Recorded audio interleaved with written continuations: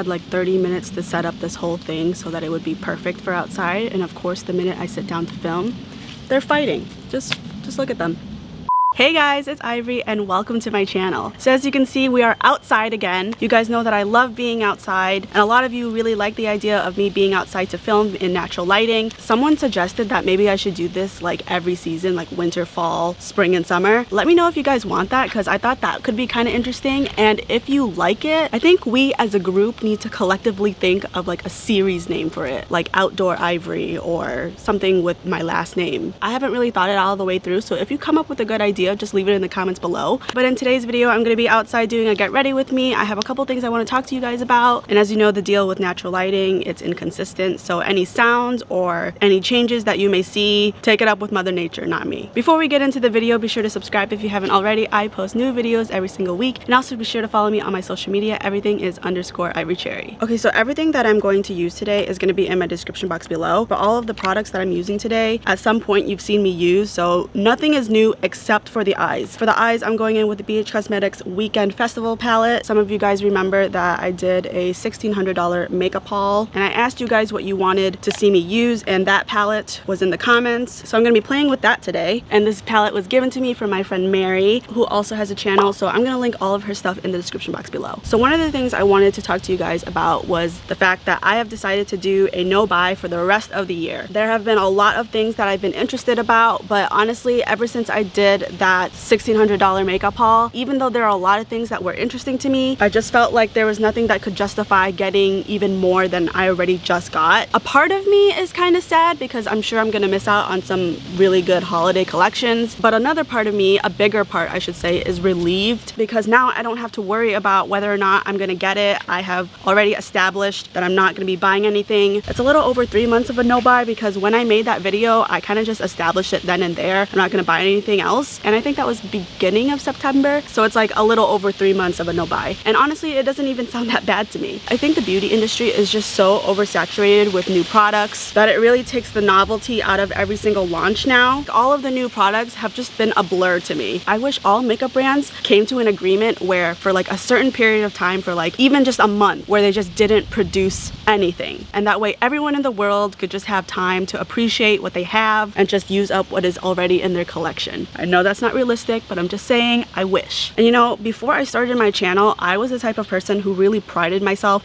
in finishing a product before I moved on to something else, whether it be a bronzer or a foundation. And there are of course still products that I still have to continually replace, such as mascaras, but other things that I used to hit pan on, I don't get to anymore because I've just bought so many of the same type of product. And when I think about it, I'm like, why? Why do I have so many bronzers and so many of them are basically the same shade? Why do I have so many highlighters when I always go to the same one? And there's really no explanation that I can think of that justifies getting even more. So even though, like I said, I'm kind of sad about not buying new stuff, but at the same time, I'm kind of relieved because I get to save a little bit of money, and that goes towards, you know, Christmas is right around the corner and I can get awesome gifts for family and friends. Actually, just family. Friends, if you're watching this, I don't plan on getting you anything for Christmas. Don't get me anything because it's going to be awkward when you hand me something and I have nothing for you. For anyone that's considering getting me a gift, don't, unless we are blood or related through marriage. But yeah, that's basically all I had to say for the no buy. I think the only thing that was relatively interesting were the ABH Norvina palettes. I was semi interested in that, but I'm not too heartbroken over it. By the way, Millie is outside with me right now. I may come to regret that, especially since she barks at everything. But so far she's been really good. Actually, where is she?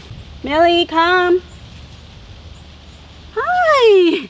Hi, honey. What are you doing? Naughty stuff. The back door is open, so Willow could come out, but she's being antisocial right now. I've been wanting to do another outdoor video for a while, but you guys, my yard was just a mess. I raked for 4 days. Before, you couldn't even see the grass, okay? It was just covered in leaves because I have really huge trees. My arms really hurt. I think I pulled a muscle, but I didn't want to film because honestly, I didn't want you guys to see my yard. You know how it is whenever you have a guest come over, you don't want your house to be messy. You want it to look at its best. There's Willow. Hi, Willow. Yeah, you tell that toddler, that innocent looking toddler, that they're bad. Good for you. I lost my train of thought. I don't even know what I was talking about. I think I was talking about the yard. Anyway, let's just move on. So now that it's October, I'm sure a lot of you are wondering if I'm going to be doing Halloween looks. And the answer is no, I am not. I did one last year because my friend had all the stuff already. Like, she minored in theater, so she had all the special effects stuff and she knew how to do it. So she was able to do it on me, but I don't know how to do it. And since I'm on a no buy, I can't buy the stuff anyways. But in reality, another reason is because I don't really like Halloween. I know, I'm weird. I've never been into Halloween. I get scared very easily. I don't like being scared. It is not an enjoyable experience for me. I went to a haunted house with my friend many years ago, and it's one of the scariest ones in Illinois too. And it's actually 2 haunted houses. So one is like the City of the Dead, and the other one is like a haunted prison, a fake haunted prison, of course. It's just set up like that. And the wait time was long. It was like 2-3 hours. And while you wait, they have people dress up and scare you, and they stay around the people that are very scared of them. So they stayed around me and I hated it, and I had to pretend like I wasn't phased so that they would go away and go to other people that are scared. And then my friend, who doesn't get scared, she actually works there now as one of the people who scares people while they wait in line. She went because she actually really enjoys the artistic value of the haunted house. So she'll be looking at the gore of it and be like, oh, that's really cool. Oh, I really like that. Like, she can actually look in a haunted house. I have no idea how, because it's so freaking dark in there, but she could just walk around and be totally fine. I don't get it. So the entire time that we're walking,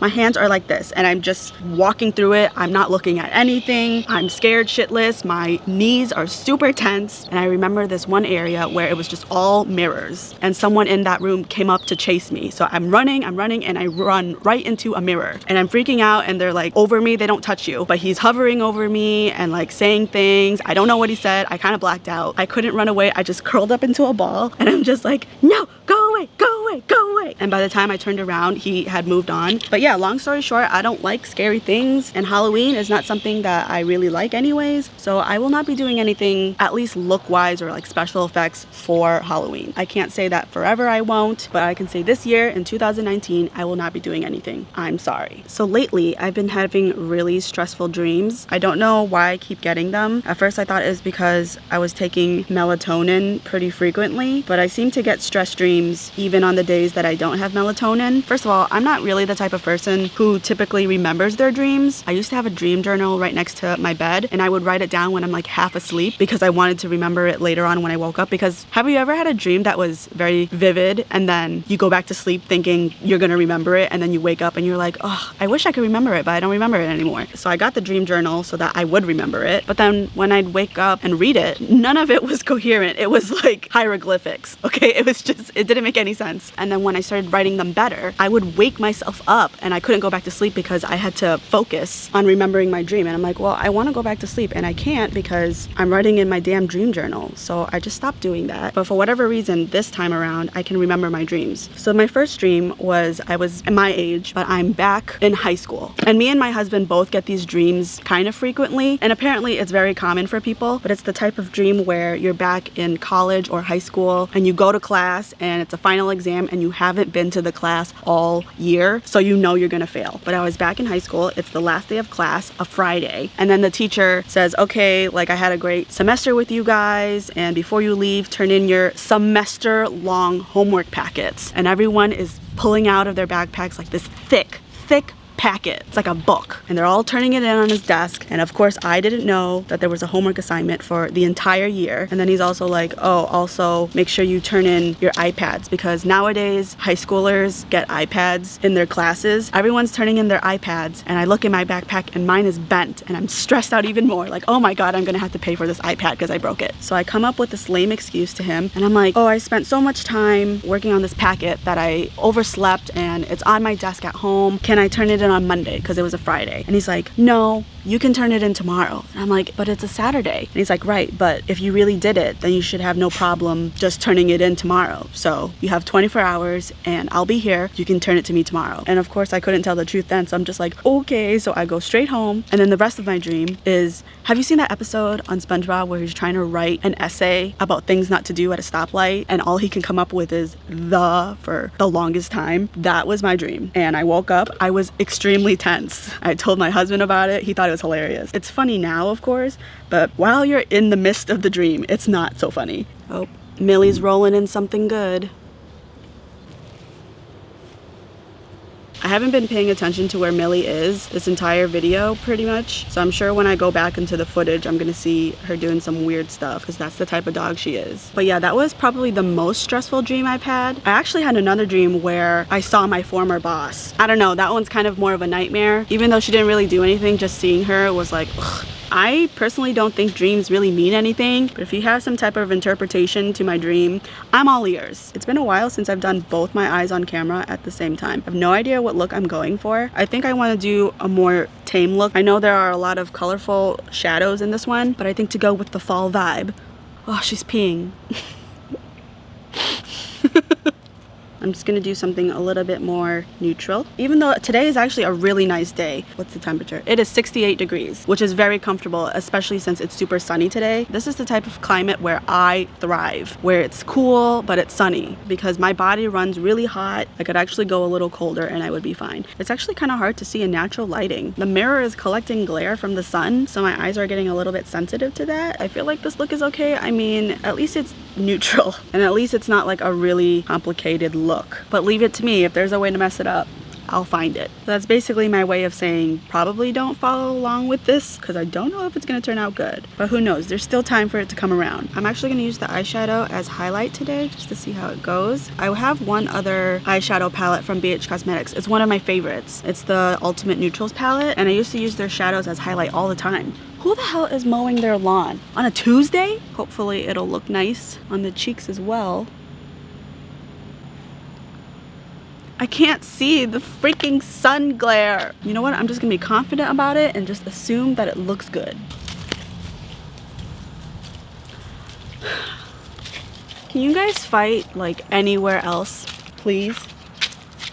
Okay, so while my dogs are playing, I put on some mascara, so I'm gonna put on some false lashes now. I know it's hard to tell, but I got a haircut. I had really long hair. It touched my butt. It doesn't anymore, but typically I get one haircut a year. For a while, I was getting two, but this year, for whatever reason, I decided to go back to one, and I always go to the same woman. And for the longest time, she was charging me $35, and that includes a wash, a cut, and she styled it. I mean, she didn't like style it, but like she would give it a little bit of body and like tease it and stuff. And then the last couple times I saw her, maybe like the last 2 times, she started charging me $45. She didn't justify why, she just said $45, and I didn't want to say anything, and she does such a good job that I was like, it's okay, $10 more is not a big deal. And then this time I went there and she charged me almost double the original price. She charged me $65 for doing the exact same thing she always does. And again, maybe it's my fault, maybe I should say something, but what would I say? You know, in my mind I'm like, oh, she always does a good job and it's just once a year, so it's not that big of a deal. But I don't know, $65 is a lot.